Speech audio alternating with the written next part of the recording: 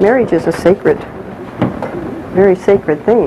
You want flowers for your anniversary, your birthday, or whatever, that's fine. But I just cannot do a same-sex marriage. Welcome back to America's Forum. That was Barronelle Stutzman, a Washington state florist who could lose her business because she decided to stand up for her religious and moral beliefs. Stutzman refusing to provide flowers for a same-sex wedding, and now she could conceivably lose everything.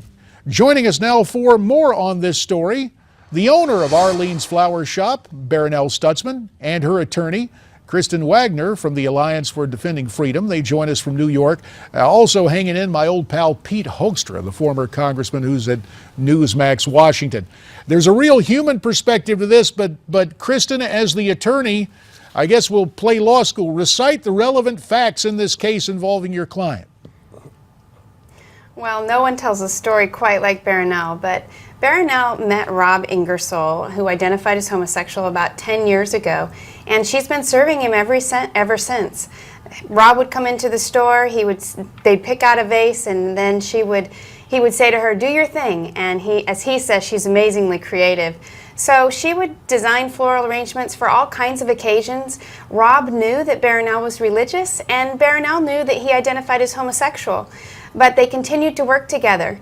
Shortly after Washington State decided to recognize same-sex marriage, Rob came in and asked Barronelle to do his wedding, and she agonized over that decision, and then after praying about it, told him in as kind way as she could that because of her relationship with Jesus Christ, she could not do his wedding. She referred him to other florists who could, and they continued to talk about his plans for the wedding, about his hopes for his mom to walk him down the aisle and his engagement.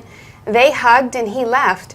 When he left that store, she thought that they would remain friends until the Attorney General decided to file a lawsuit against her. Barronelle, what impact has this had on your business and on you personally? And congratulations for standing up for your personal faith and your personal beliefs. I think this is a very important fight and debate to have in the courts. I wish you a lot of success. But what's been the impact on you? How long has this been going on?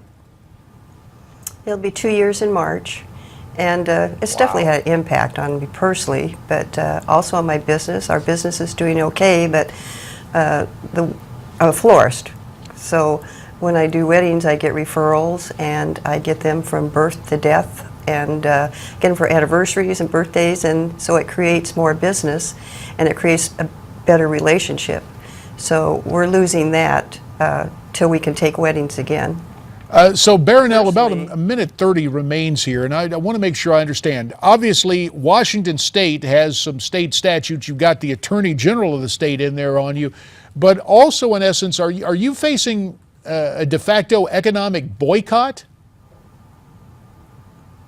Yes, and the Attorney General and the ACLU are basically telling me I have to comply with their beliefs. Whatever they're telling me, that I have to accept what they're saying, or I'm going to lose my business, I'm going to lose our personal assets, our retirement. They're trying to make me an example, and they're trying to bully me to coerce me into saying that I will do same-sex marriages, which is totally against my relationship with Christ, because it teaches me that marriage is between a man and a woman. And Congressman, if I could just add, there's Sure. a free expression component to this as well. You know, it's not just religious liberty that's at stake here. The government telling us what we cannot say is frightening, but we've now reached a point where the government is telling us what we must say. And that's absolutely terrifying, whether you're religious or not, and regardless of what you think about same-sex marriage. She is an artist, and they are coercing expression. That violates the Constitution. And on that note, Attorney Kristen Waggoner, we will have to say thank you and call a halt to the interview. Unfortunately, the time intervenes. Barronelle Stutzman, thanks to you. We'll keep monitoring this case, and we thank you both, ladies, for joining us from Newsmax, New York. And to my former congressional colleague, Pete Hoekstra at Newsmax, Washington, our thanks as well. Next hour, we head west. Larry Elder from L.A. Stay with us.